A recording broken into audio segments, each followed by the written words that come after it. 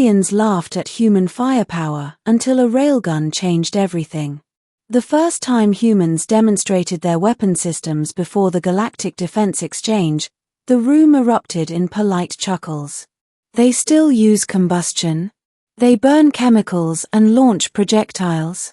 How quaint.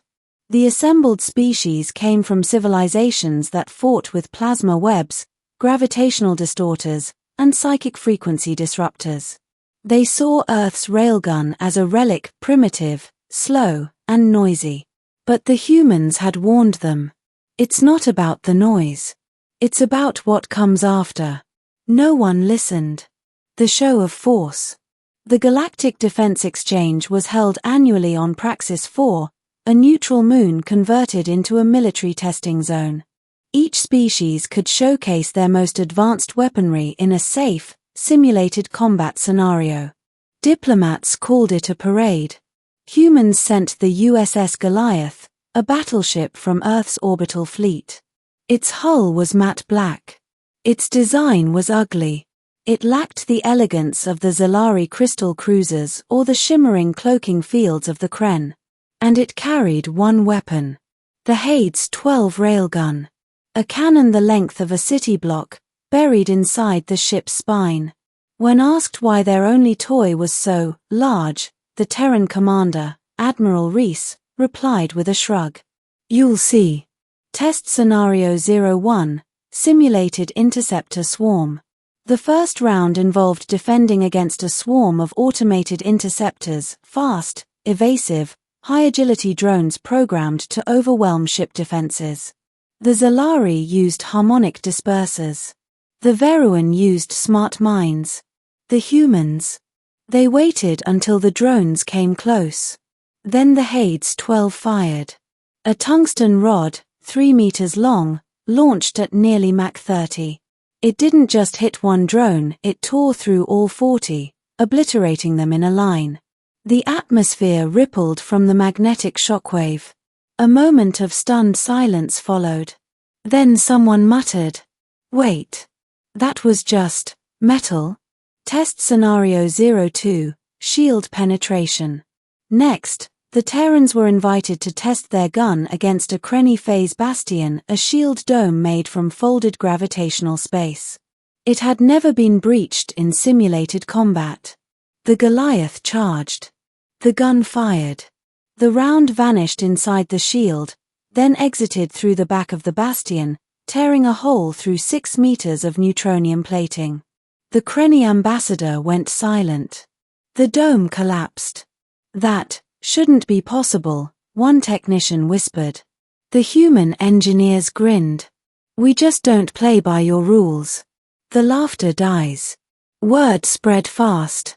This primitive human weapon didn't use fancy tech. It didn't manipulate time or bend fields. It launched matter so fast and so hard, it ignored defenses. Energy shields couldn't stop it. Inertia couldn't slow it. And worst of all, the humans could mass-produce it. What happens if they fire at a capital ship? The Veruan War Minister asked. No one wanted to find out. Then someone challenged them. The Loxary hierarchs, a proud warrior species, refused to accept human superiority. They called it theatrics. A show. They challenged Earth's fleet to a friendly skirmish outside Praxis airspace. Humans accepted. The Loxary fleet arrived with 5 cruisers, 3 destroyers, and a command carrier. The Goliath came alone.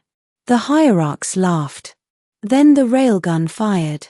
The tungsten slug punched through 2 destroyers and kept going. The next shot crippled the carrier's propulsion. Before the Loxary could regroup, their flagship exploded, its internal reactor pierced. It took 43 seconds. The skirmish was over. The Council reacts. The Galactic Military Council called an emergency meeting. Species who once saw humans as under-equipped primitives now debated Earth's inclusion in high-tier security discussions. They weren't just armed. They were terrifying.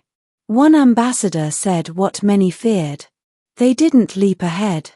They just focused. While we raced for elegance and science, they mastered force and speed. The humans hadn't reinvented war.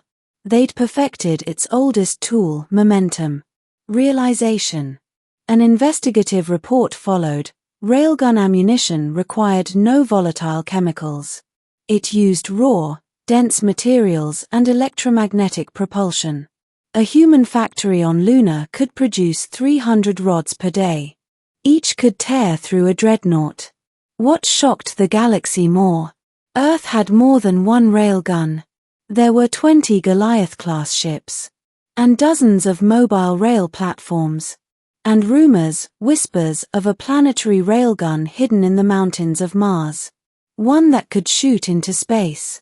Final demonstration. To close the defense exchange, each species offered a demonstration of peacekeeping power. The humans.